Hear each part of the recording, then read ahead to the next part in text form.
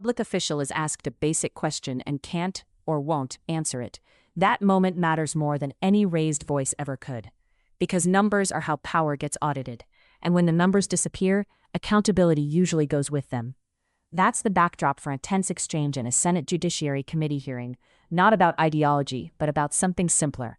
Who's leaving the FBI, who's being reassigned, and whether anyone in charge is willing to put real figures on the record.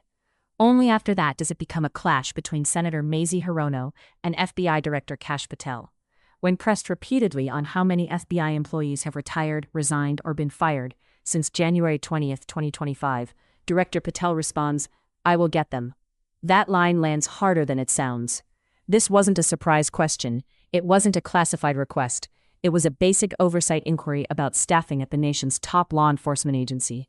For ordinary Americans, this resonates because every large institution, schools, hospitals, police departments, is judged by staffing stability. If people are leaving in large numbers, something is wrong. If leadership can't say how many, something else is wrong. Here, the issue isn't whether the number is high or low, it's that the number isn't available at all. As I've said before, is done so because they have failed to meet the standards and uphold their loyalty and oath to the Constitution. Yeah, so you say. Next question. How many often refer to FBI agents as cops? All of us, Democrats and Republicans, support the police officers who keep our communities safe. But while our states, cities, counties, and towns all employ police officers to protect our communities, Congress has empowered and equipped the FBI to take on missions that local police cannot, especially taking on terrorists, hackers, and spies. I'd like to assess how well the FBI is able to handle its specialized missions under your leadership. The FBI is the nation's lead federal law enforcement agency for investigating and preventing acts of domestic and international terrorism. And yet the executive assistant directors in charge of the FBI's national security and intelligence branches were both forced out at the beginning of the year. Who replaced them in those positions? Excellent qualified personnel to lead the mission of arresting 23,000 violent criminals this year alone. That's twice as many as before. Who took the places of I'm not going to give you any names so you can attack them. Why not? So you can attack them. I'm not doing that.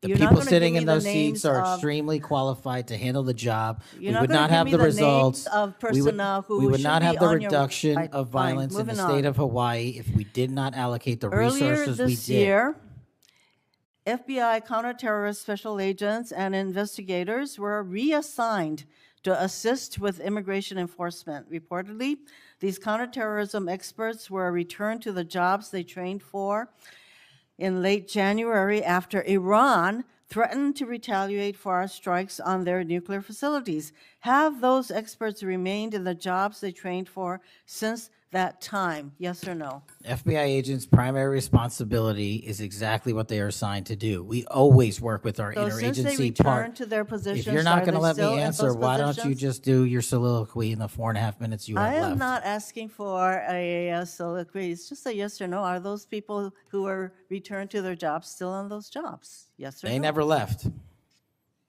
What was that? They never left their primary job. It is a surge of resources in law enforcement working with the interagency to combat violent crime and reduce They were violent never- crime in okay, they were never historic reassigned to do proportions. That's your testimony. Okay, Director Patel, the FBI is also the lead federal agency for investigating cyber attacks and Yes. cyber intrusions, both by foreign nation states and by non-state hacker groups. Since President Trump's inauguration, the executive assistant director in charge of the criminal and cyber branch and the head of the FBI's cyber division have both left the FBI. What are the names of the people who replace them in those positions? The cyber branch is one of the most impressive at the FBI. 409 arrests this year, 169 convictions. That's a 42% increase from the same time last year. It's that So branch, any Mr. suggestion that Patel. the FBI cyber division is not operating at full capacity and better than ever before, the leadership at the branch is implementing these changes necessary to attack the cyber and ransomware infrastructure operators You for know Iran, why China, they're and Russia. important? I want to know who has those positions, since the people who originally were there Supremely are no longer qualified there. individuals have those positions. Are they? Supremely qualified Who individuals. are they? What are the names? You're not You getting don't them. know. Special agents who investigate cybercrime were also reassigned for immigration enforcement. Have those expert investigators returned to their duties? Yes or no? All agents remained on their primary duties while surging to allocate resources for interagency operations to the Homeland Security task forces across this country. So are you, Am I what? see, I'm not getting the yes or no answers. I get all this explanation, so there you go. No, you get the work that Are the men you and women of the planning FBI are doing. And you don't want that. additional personnel cuts to the cyber division in the future? The only people that will be terminated at the FBI will be those that violate their oath of office or fail to meet the high standards at the FBI. Director Patel, the FBI is meant to be the tip of the spear in combating terrorism against the United States from both foreign and domestic sources.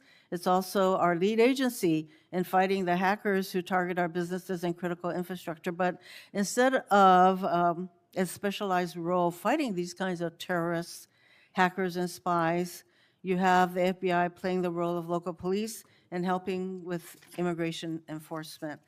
I'm going to move on to my about others. Your most significant Ashley, what's this place going? qualification was your 100% loyalty to President Trump. And I fear that that continues to be the motivating factor in your position as FBI director. Thank you, Mr. Chairman. Mayor, Mr. Chairman. Director Patel, did you have Yes. anything you wanted to say now? That is an entire falsehood. You can delete my 16 years of government service to multiple administrations all you want. The fact is that I was a public defender. I was a national security prosecutor. I was a House intelligence staffer. I was a deputy director of intelligence. I was a chief of staff to the Department of Defense and the Secretary of Defense. I led the counterterrorism missions for the White House. Those are just some of the jobs I held in my 16-year career. There was no loyalty then. There's no loyalty now to anything but the Constitution. This moment isn't about personalities or tempers. It's about whether oversight still produces facts. When leaders can't provide basic numbers, trust erodes, not because of politics, but because of process. And when process breaks down, the public pays for it later, usually in ways that don't show up neatly on a chart. That's why this exchange matters, not for what was argued, but for what still wasn't answered.